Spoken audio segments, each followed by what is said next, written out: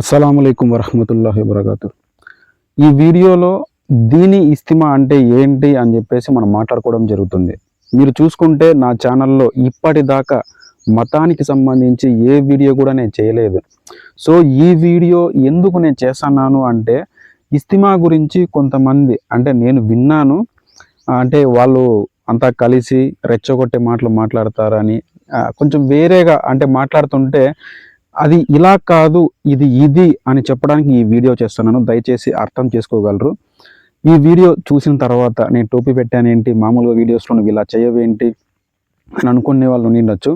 నేను బేసిక్గా రోజుకి 5 పూటలు నేను నమాజ్ చదువుతాను. కానీ చాలామందికి తెలిసి ఉండకపోయిండొచ్చు, మనం చెప్పుకోవాల్సిన అవసరం కూడా లేదు. ఎందుకంటే భక్తి అనేది ఇతరులకు చూపించుకోవడానికి కాదు, అల్లాహ్కి మాత్రమే తెలిస్తే చాలు, దేవుడికి తెలిస్తే చాలు అని నమ్మేవాడిని అనమాట. So point is clear. దీని ఇస్తిమా అంటే ఏంటి అంటే ఇక్కడ పెనగొండలో ఫిబ్రవరి 5-6 తేదీన ఇస్తిమా జరిగిపోతుంది.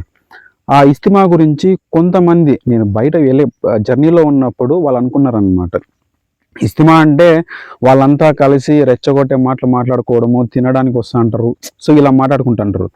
ఫస్ట్ ఆఫ్ ఆల్ ఇస్తిమా అంటే ఏంటి అంటే ఒక 3 పగళ్ళు 2 రాత్రులు అక్కడ దైవ ప్రార్థన చేయడం, అల్లా యొక్క గొప్పతనం గురించి మాట్లాడడం, ఆ తర్వాత ముహమ్మద్ ప్రవక్త సల్లల్లాహు అలైహి వసల్లం గారి యొక్క అడుగుజాల్లో ఎలా నడవాలి, అంటే దీని యొక్క మార్గంలో ఎలా వెళ్ళాలి, ఎంతమంది వెళ్తున్నారు, అల్లా యొక్క గొప్పతనం గురించి మాట్లాడుకోవడము.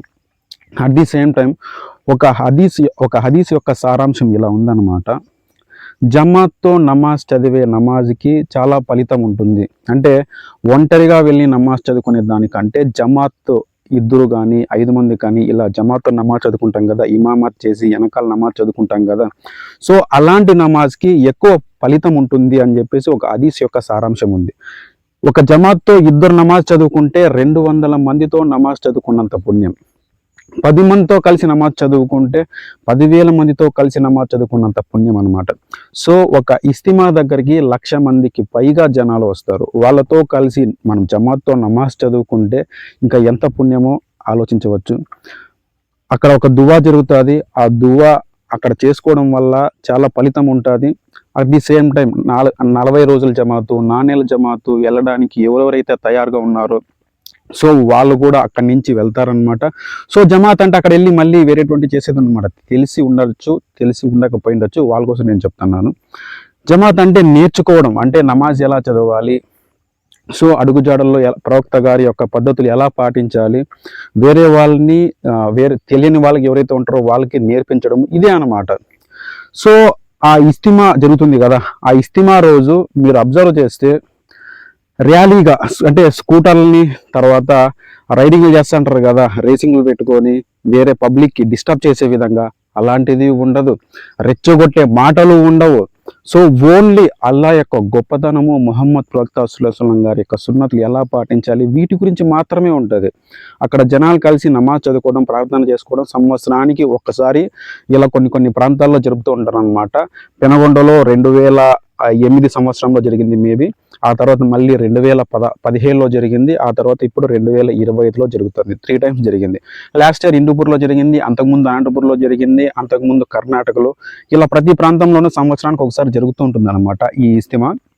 సో ఇస్తిమాలో 2 రకాలుగా అంటే జమాత్లు అనేటివి ఇప్పుడు ఢిల్లీ తర్వాత బెంగళూరు ఏ విధంగా అయిందో, సో దీని యొక్క ఉద్దేశం ఏంటంటే కాంపిటీషన్, హెల్తీ కాంపిటీషన్. మేము ఎక్కువ పుణ్యాలు సంపాదించాలనే ఉద్దేశంతోనే అక్కడ హిందూపూర్లోనూ ఒక ఇస్తిమా జరిగింది రీసెంట్గానే జనవరి 5-6 తేదీ. ఇప్పుడు పెనగొండలో కూడా ఫిబ్రవరి 5-6 తేదీ జరుగుతుంది దీని ఇస్తిమా. సో మీరంతా తప్పకుండా రావాలి. దీని గురించి కొంచెం తెలుసుకుంటారన్న ఉద్దేశంతో నేను చేశాను తప్ప వేరే ఉద్దేశం అంటూ లేదనమాట. ఎవరిని కించపరచాలని కాదు. పెనగొండలో 5-6 దీని ఇస్తిమా అనేది జరుగుతుంది. అక్కడ ప్లేస్ కూడా క్లీన్ చేయడం జరుగుతుంది.